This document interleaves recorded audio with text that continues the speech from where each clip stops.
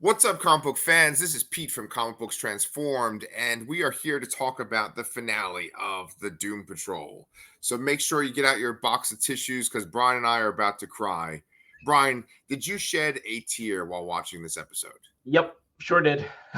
I watched this about like 3 or 4 o'clock in the morning on Friday because I was just awake and I figured it would be better to watch without any other background noise. So definitely did. This was a pretty sad episode.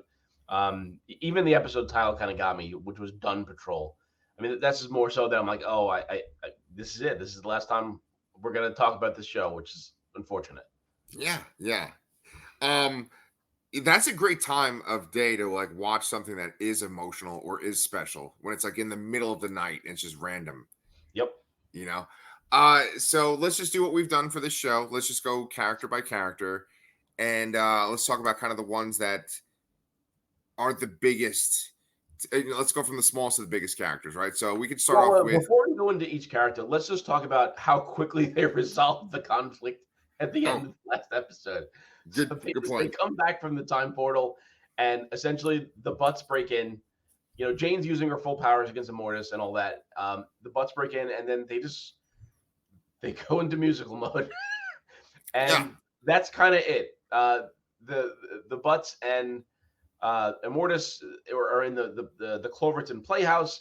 Doom Patrol leaves the building, and the building goes away. And they apparently just turn into writers for Immortus in the future, and that's it. That's how they resolved this thing that was supposed to, be that Willoughby was so afraid of. It was going to destroy everything. Yes. She's a singer in the future, and her writers are a bunch of werebutts. Well, okay, so let me ask you this. Is that satisfying to you for that kind of Honestly, yes, because those aren't the reasons we watch the show for. We watch the show for the resolution of their kind of internal emotional character arcs. Like that's what they delivered on here. Right. Like Immortus is essentially the vessel to get them to the point where they've lost their longevity and they're dying, right? Yes. Yeah, And it's really just like a plot beat, to move the plot along. yeah, and I guess the Butts are to give this sort of apocalyptic like oh my god, the apocalypse is going to happen, you have to do something, right? Yeah. So okay. Yeah. And it's so fucking bizarre. It's amazing what certain actors can do with like a straight face. And that the one that plays Isabel Flowers, just her, like what she says and then how she acts, it's just insane, Yeah, totally. But yeah. So that got resolved right away. It looked really cool too. She looked cool, like she looked like she was out of like Ghostbusters or something, with her eyes glowing and floating around the theater, floating in the air and all that. Yes, I absolutely thought Ghostbusters, and Ghostbusters 1 was that. Right. So she essentially comes back and saves the Doom Patrol in a way. She gives them all her toenail clippings. You and I, for a couple of episodes, had been debating, do you think the Doom Patrol is going to get revitalized, or are they all going to get old and die? And we sort of had like both, didn't we? Yeah, we have a mixed bag here. Yeah. So the implication is that Larry did die too, right? I wasn't sure about that. I don't think so. I think they're both in space now, I guess. Okay. I don't exactly understand how he was able to Mr. 104 was able to turn back into his other self there. Mm-hmm. But Larry got his longevity back. I don't think that they would have him get it back, go find him, and then just have him go fly into space to die. That doesn't make sense. Mm-hmm. Granted, Larry lost his best friend essentially in this episode, which was Rita. So maybe he used that power somehow to bring 104 back and just give them like a final moment or something like that. But then what happens to Keeg there? So I think that they're all living happily ever after, honestly. Okay. Well, that's kind of the beauty of this show, right? Or maybe it might be a frustrating part. It's both beautiful and frustrating that there isn't really this like strong internal logic. It's sort of bizarre and weird, and sometimes it feels like they make up things on the fly. Like you said before that you didn't know how Mr. 104 is able to go back to his regular form. I didn't really even understand why Mr. 104 was breaking down in the first place. I think he was breaking down when they first met. So I think that was completely unrelated to any of the I events see. of the show. Okay. I Or got you. maybe that's why he was working for Immortus in the first place, because Right. he was going to fix him. Gotcha. Okay. Gotcha. Actually, you know what? Technically, wasn't there an extra toenail? Oh, Maybe Larry took it. there was an extra toenail because Rita didn't take it, right? Yeah. Okay. So he gives him a toenail. Okay, there you go. Disgusting. Yeah. Okay. Um, so then okay, so we got Larry out of the way, or we can maybe circle back if we need to.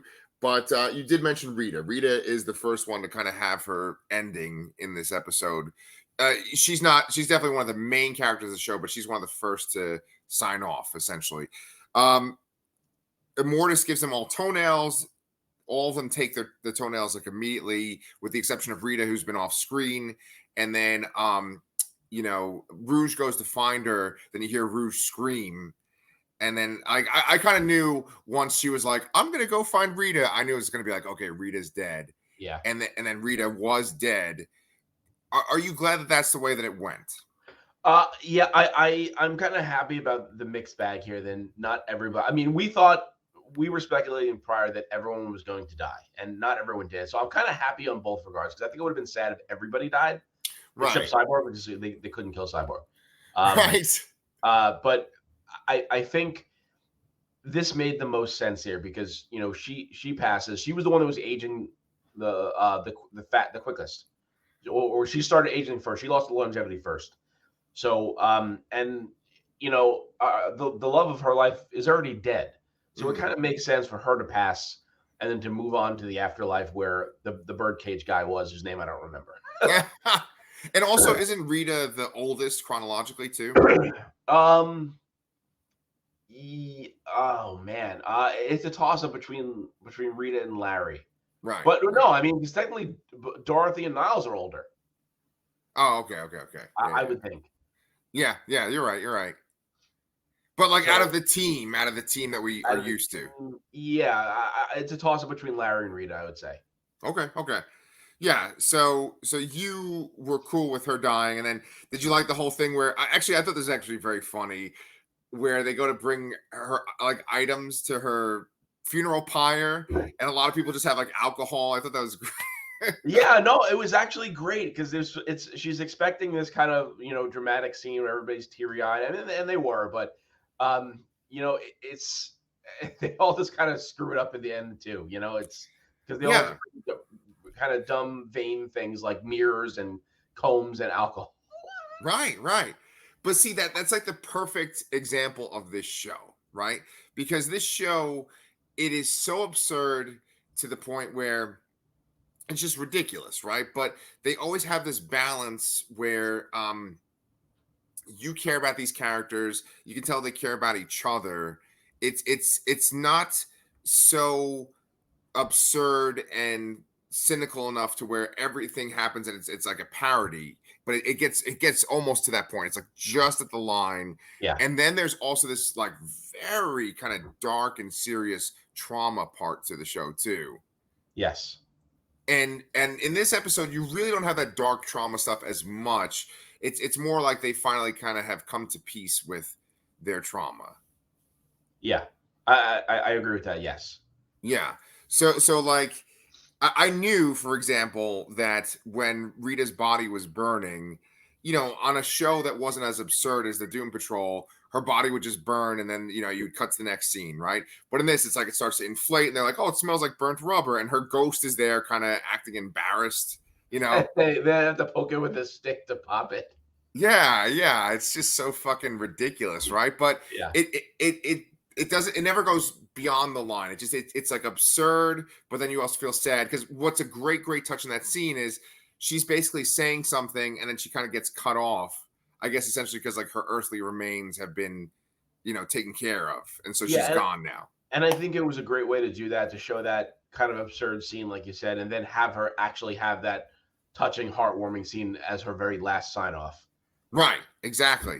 And when she leaves, it's so abrupt, and it really shows that sense of, okay, she's gone, and now we can't talk to her anymore. Yeah, yeah, It's great. So we kind of talked about Rita, we talked about Larry. I think we should talk about Rouge, who, obviously she's not been as mainstay of a character as the rest. She's come into the show later, and she's been more of like a supporting character. The last shot is her burning the ant farm down. I don't think it's like to me, when that happened, I was kind of just like, okay, well, that's her story wrapped up. I didn't feel anything more about it, but I think that's the best way her story could have ended. What do you think? yeah. I think so too. Now, did you think it was implied that she kind of like went down fighting, and went Oh, down with the ant farm, or that she escaped and did something else afterwards? Because I kind of took it as based on the fact that she wasn't present in any of the previous futures they showed. Well, I guess it was just the one really, but I assumed that she went there and fought to the death to burn that place down. Maybe she probably succeeded, I would say, but I don't think she made it out alive. I think that she sacrificed herself to destroy the ant farm, wow. Okay. I didn't even think which that for is a that's second. kind of dark, honestly. Yes, yes, yes. Yeah.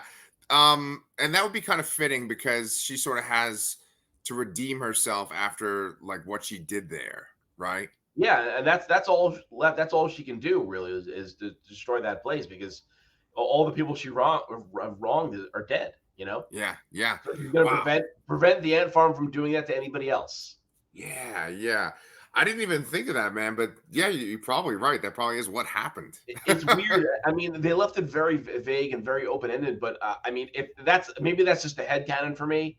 But Hmm. but if that is the case, to me, that's one of the better character endings. I think. Okay, okay.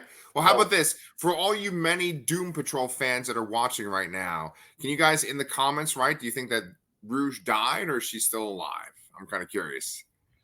Um, so then she's gone. So we've covered her. Let's go to Cyborg. What do you think about Cyborg's end? I mean, it's Cyborg's end as we expected. He's kind of going on to bigger and better things. He's going to go change the world through superheroics and inspiring the youth of tomorrow. Um, it Nothing was sad about it or anything. It's just kind of they set up the beat that they did in the previous episode where he sees his future self and what he's accomplished in the future. So it was fine, I guess. I still I still think this is like my favorite version of Cyborg ever. Yes, yes. Well, I agree with you. I Yeah, he's really awesome. I again I thought it was weird that they included him initially because he was never really part of the Doom Patrol. He was always Beast Boy and whatever, but they're Right. so closely tied together. And I just like what they did with him. I thought he fit in really well. And I like that actor. I like his portrayal, and I like what they did with the character. Hell yeah, yeah. Totally agree. Should have said "booyah." Yeah, right, right.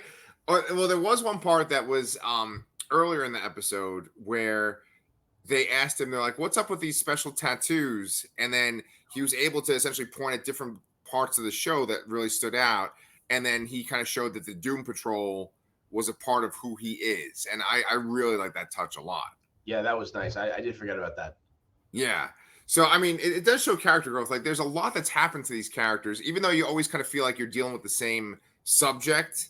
It's like a lot has happened to them. If you go from like the first episode to the fourth season, it's like, oh, okay, a lot has happened.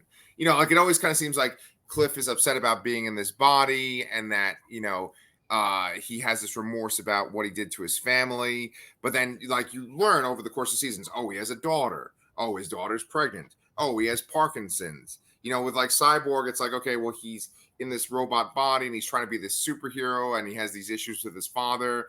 But then he meets that woman that has all the implants and they have this thing together. And then he gets the implants taken off. And like a lot has happened, even though it's always kind of dealing with the same theme for each character. Yes, agreed. Yeah. So, okay, so we got Cyborg, we got Rita, we got Larry. Should we do Jane? Let's do Jane. Okay, okay. So, was it a surprise to you that Jane ended up with Casey? No, but I still think it was kind of weird in left field. Okay. I liked the resolution we got with Jane last episode, where she admits that she and all the other personalities were raped by Kay's father, and that kind of brings them all together. That was the thing she was supposed to say, and she becomes this person. She becomes all of them at once. The kaleidoscope, all that. And I like that she was just going to go live her life. Really, she was just going to go paint and get an apartment somewhere. Yeah. And this is the thing that I was a little like iffy on, I guess, is this Casey's Space Case just happens to just show back up out of Right. nowhere. I don't like that Dorothy and Space Case left, and they kind of left Dorothy completely unresolved. Right. That Agreed. kind of bugs me, and I feel like, while I don't have a problem with Jane and Space Case being in a relationship in space or whatever, that doesn't bother me, but it just feels very rushed. Mm-hmm. And Mm-hmm. and I did like the vibes that they kind of had together with their little scene in the musical episode, which was my favorite episode, basically. Oh, nice, Uh, nice, nice. and But yeah, it felt kind of a little bit forced. Like they needed to figure out a reason for even bringing Space Case into the show. Yeah. They needed to justify it, and I guess that's it. But so I like that Jane got her resolution. She got her longevity back, and she's gonna live her life out now. But it's a little weird that it's with Space Case because it feels out of nowhere. Yes, I 1,000% agree with you. And I think probably what was the case, pun intended, was that like they probably wanted to do future seasons and they probably were going to do like more Gerard Way type stuff. And they would probably have some people going into space and having adventures like they do in the Gerard Way. Like I think there's a comic called like Doom Patrol Brick by Brick or something like that, right? Yeah.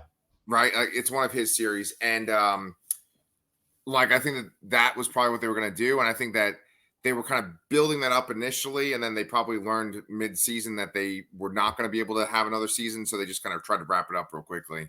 Yeah, that has to be it because I feel like Space Case feels added on, like tacked on, and not fully fulfilled. Oh yeah, total, So, 1,000%. and I think, and that's not none of the actors' fault or the writers' fault. It's just that they ran out of time and they thought they had more. So, I'm not going to criticize them too much for that, but I wish they had more time to flesh that out better.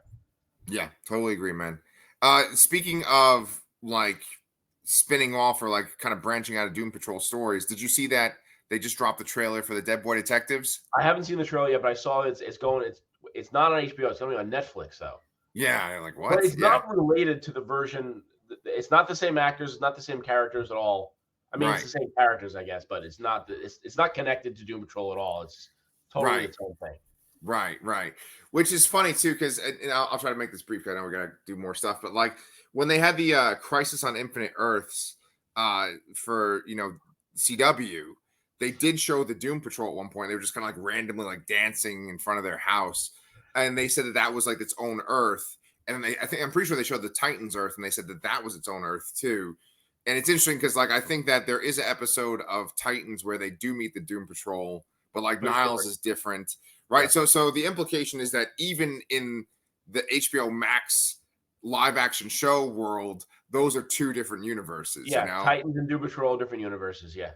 Yes. Oh, it's just crazy, It man. makes sense though because Titans was trying to be a little more grounded and gritty, and this Yeah. is just fucking weird. Yeah, weird as hell. Weird as hell. But then we get to this scene with Robot Man with Cliff, and it's not weird at all. It's actually pretty fucking perfect. And it leads to the very last shot. And when they chose what they did for the last shot, I was like, oh, that's a fucking brilliant choice. Yeah, it is. We have to bring up that in addition to the toenails, Immortus gave Cliff this like crystal, and he's like, "You'll know when it's time." Right. So So go ahead, explain what happened. yeah, so essentially, Cliff goes back to live with his daughter and watch Rory grow up, and at some point they're just kind of like working on the car, trying to fix it, and the baby's in the seat, and he goes to sit in the car. He's still dealing with the Parkinson's. He comes to this realization that he's still dying anyway. Right. The toenail didn't do anything. He's still going to die, and he's just trying to accept it. And then he goes to sit in the car.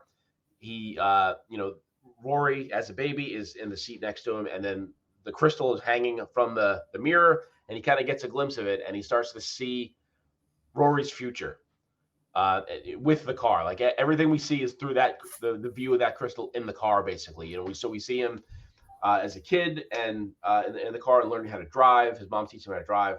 We see him taking like a girl to a dance or something. We see him. He breaks up with the girl. He is a kid of his own. They break up. All these like life hardships. Just you kind of see Rory repeating all the same mistakes that he does. Right. Which it hurts. It just hurts repeating it even. Yep. It was kind of just in a way, it's just dark, but it was very beautiful at the same time. Yep. And then you see him taking his mom to like I guess like chemo or something like that, and her passing. And then you see him eventually meeting his grandson and having the same look that Cliff did when he first saw Rory. And then, the screen fades out with, Robot Man's eyes just fading out. Yeah. Right? Yes. And I think this was the perfect character to end on. Mm-hmm. We all love Brendan Fraser. We do get to see Brendan Fraser in this scene at some point. Wait, do we? Wait, was he in this episode? You see him, but it's like a flashback. So it could have been footage from previous episodes, but it's like flashbacks when he's like a race car driver and stuff. Yeah. Yes. So, I mean, to me, his story from the first episode of the pilot, that was the one that grabbed me the most. Yes. And I think it's very fitting that they ended with him there. And, it's, it was poetic, really, just to see the kind of Rory mirroring his own life, and it's sad because it's not really a great life because all the mistakes they make, but that's what life is making mistakes and learning. Exactly. Yes, very well put, man. Very well put. And I like that you brought up that like it's essentially all told from the perspective of the car. I've mentioned this a bunch of times that like Jeremy Carver obviously worked on Supernatural before he worked on this show. There's a famous episode of Supernatural where they focus on Baby, which is the car, the Charger that they have in Supernatural. And it's like the whole episode's told from the perspective of the car. Like you're always just like looking through the car at the characters. Wait. Supernatural's an Impala. All right, man, it's fucking. All right, I know about cars, but I remember that one thing.